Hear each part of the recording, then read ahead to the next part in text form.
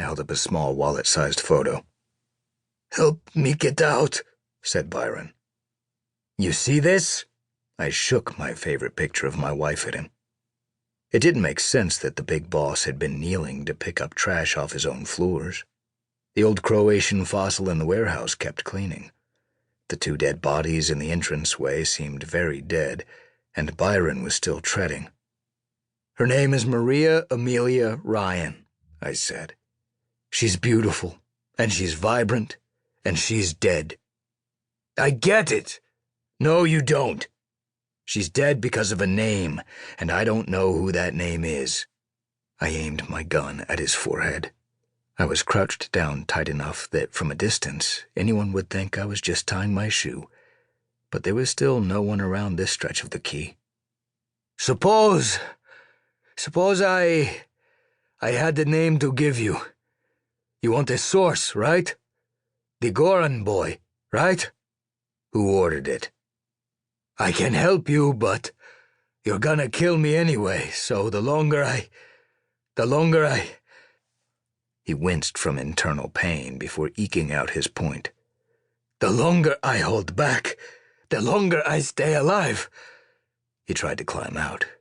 No luck, too steep. He took another moment to catch his breath before returning to the negotiation table. "So why don't we try a deal?" he said, wincing. "Let's find a way to guarantee my life, and I'll tell you a name." "No." He stared at me. My single syllable arrived with such finality that he lost all his leverage and could only gawk back at me. 2 men locking eyes. I wasn't trying to scare him. I'd always wanted my enemies to regard me as respectful and polite.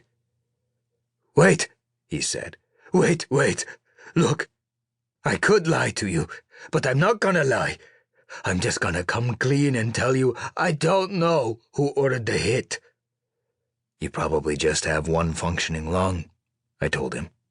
I could see that his wound was pretty bad. "That's hardly a game changer. You climb out, you rest for a month, then you'll regain full health. The catch is you can't climb out without my help." "Go to hell!" "Eventually, yes, but I'm looking for an answer." He didn't provide one. He was going to die very soon. "I'm asking one more time, then I'm walking away to let your blood drip into the Atlantic." "No, we negotiate." "I'll tell you what." I flipped my cylinder out to reload. I left 1 cartridge in my hand for dramatic effect. 1 cartridge. I did all of this very slowly and with a certain panache. "I don't negotiate, but do you like strategy games, Byron?" I placed the cartridge on the pavement between us. "This isn't exactly Russian roulette." He was petrified. "See, instead of 4 empty chambers and 1 bullet, I have 1 empty chamber and 4 bullets." I spun the cylinder with a classic silent whir. A wheel of misfortune. I snapped it in, then abruptly pointed the gun at him, and, with no overture, immediately pulled the trigger. Click. Empty. "Ah, you're insane," he said, heaving for breath. "You're insane. I heard about you." This got my attention. I lowered my gun. I lowered my voice. "I'm not insane. I have a love of literature and grain-fed meat. But insane? Not true." I spun the cylinder again. "I'm telling you," said Byron. I